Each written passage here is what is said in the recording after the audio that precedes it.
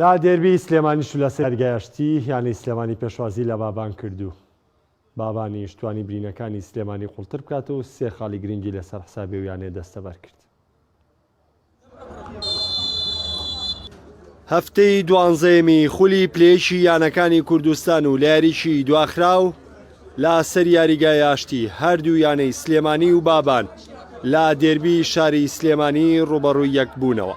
هەر لە سەرەتای یاریەوە یاریزانانی بابان کۆنتڕۆڵی یاریگا و یاریان کرد. لە خولەکی حوتی سەرەتا ئێبراهیم سەباح گۆڵی پێشکەوتنی بۆ بابان تۆمار کرد. دواتر هێرشەکانی بابان درێژەی هەبوو. ڕابەر فازڵ لە خولەکی 23 گۆڵی دووەمیشی بۆ بابان تۆمار کرد. یاریزانانی سلێمانیش دوای گۆڵی دووەمی بابان کەوتنەوە خۆیان. ڕەوەند حەمەکەریم لە خولەکی 27 سەرکەوتوو بوو لەوەی گۆڵی یەکەم بۆ سلێمانی تۆمار بکە و جێمی یەکەم بە ئەنجامە با کۆتا. لە جێمی دووەم پێچاوانەی جێمی یەکەم سلێمانی باڵادەستی تەواوی یاریگا بوو. بە ڕێژێکی بەرچاو کۆنتڕۆڵی یاریگای کرد و مەترسی لەسەر گۆڵی بابان دروست کردبوو بۆ تۆمارکردنەوەی گۆڵی یەکسانی.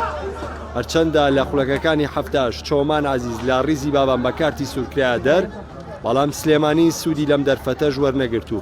یارێکە بامان ئەنجامی جێمی یەکەم و بە 2 گۆڵ بەرامبەر بە گۆڵێک لە سوودی یانەی بابان با کۆتا.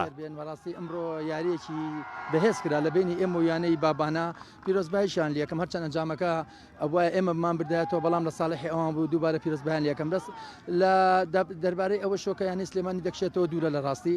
یانی سلێمانی بەردەوام دەبێت، ئێمەش هەمان شێوەی ستافی ڕاهێنەران بەردەوام دەبین. ئەو ئەرکە قورسەکە ماوە هەر بە تەواو یەکەین ئینشاءالله ئەنجامی باشتر بەدەستێنی ناڵی یانی سلێمانی بە ئاسانی دابەزێت بۆ پلە دوو.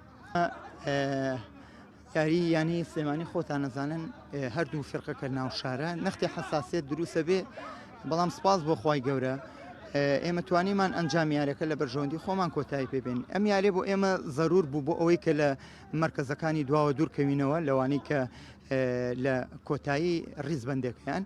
ئیشەڵا ئەمە هەنگاوێکی باشە بێ بتوانین لە یاریەکانی داهاتووشە بە هەمان ڕتم و بە هەمان شێوە ئاسێکی باش پێشکەشکەین.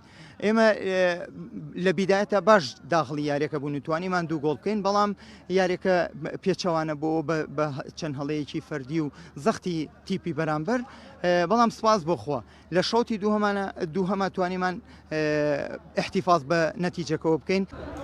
بەم سەرکەوتنەشی بابان کۆی خاڵەکانی لە خولی پلەی یانەکانی کوردستان کردا 15 خاڵ و لە پلەی حوتەمی ڕیزبەندیەکە ماوەتەوە. سلێمانیش هەر لە پلەی کۆتای ڕیزبەندی بە 4 خاڵەکەی خۆی ماوەتەوە. هێدی لە دابەزین بۆ ڕیزیانە پلە دووەکانی کوردستان نزیک دەبێتەوە.